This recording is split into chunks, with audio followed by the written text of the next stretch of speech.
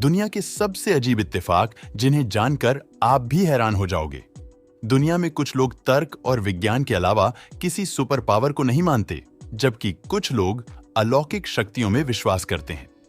जब किसी को कोई अनसुलझी या अविश्वसनीय घटना होती है, इस वीडियो में देखते हैं अविश्वसनीय इत्तेफाक के बारे में।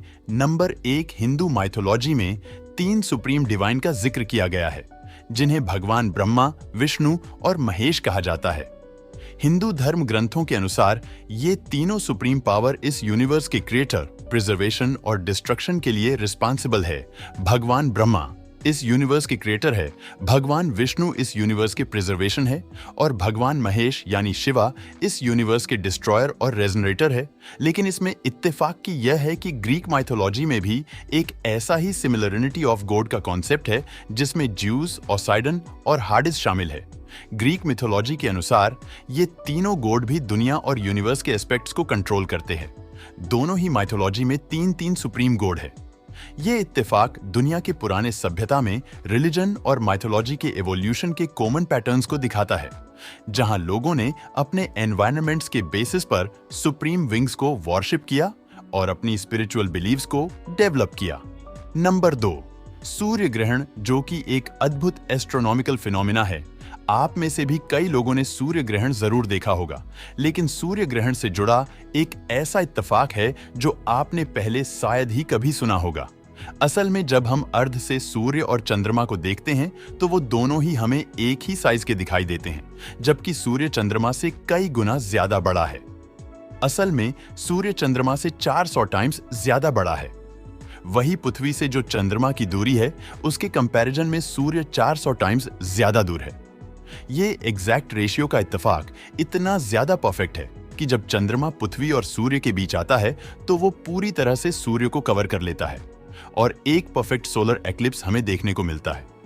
अगर ये रेशियो जरा सा भी ऊपर या नीचे होता तो हमें कभी भी कंप्लीट सूर्य ग्रहण देखने को नहीं मिलता, और इसी रेशियो के वजह से भी हमें सूर्य और चंद्रमा पृथ्वी से एक ही साइज के दिखाई देते हैं।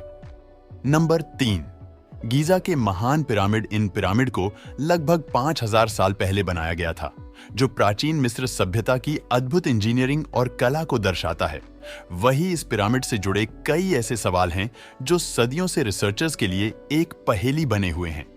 ग्रेट पिरामिड से जुड़ा एक ऐसा इत्तेफाक है जो सच में काफी हैरतअंगेज है। असल में जैसा कि हम सबको पता है कि अर्थ पर किसी भी जगह का एग्जैक्ट लोकेशन जानने के लिए हम लैटिट्यूड और लॉन्गिट्यूड का इस्तेमाल करते हैं, और पृथ्वी पर महान पिरामिड का लैटिट्यूड जो है वो 29.9792 डिग्री नॉर्थ है। अब आते हैं इस यूनिवर्स की सबसे तेज गति से चलने वाली चीज, लाइट पर जिसकी स्पीड होती है 299,792 मीटर पर सेकंड, जो कि एग्जैक्ट गीजा के महान पिरामिड के लोकेशन से मैच होती है। क्या इन दोनों नंबर्स का मैच होना एक इत्तेफाक है या प्राचीन?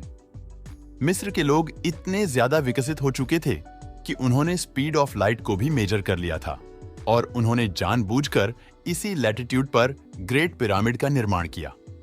नंबर 4, अमेरिका में रहने वाले रॉय सोलविन, जो कि वर्जीनिया के नेशनल पार्क में एक पार्क रेंजर थे।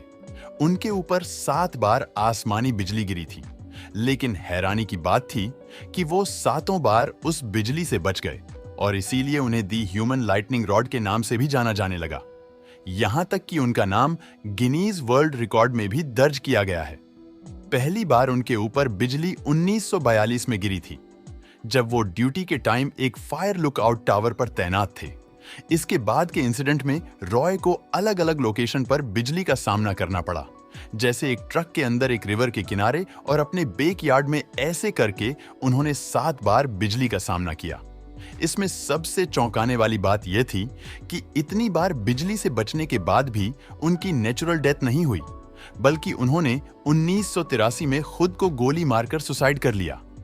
असल में जब उनके ऊपर चौथी बार बिजली गिरी, तभी से उन्हें लगने लगा कि उन पर जरूर किसी बुरी शक्ति का साया है। यहां तक कि लोगों ने भी उनसे दूरी बना ली। लोगों को लगने लगा था अगर रॉय उनके साथ रहेंगे तो उनके ऊपर भी बिजली गिर सकती है, और उनकी वाइफ से भी उनका डिवोर्स हो गया था। इस सब की वजह से वो काफी ज्यादा डिप्रेशन में चले गए थे, और आखिरकार उन्होंने इस दुनिया को अलविदा कह दिया।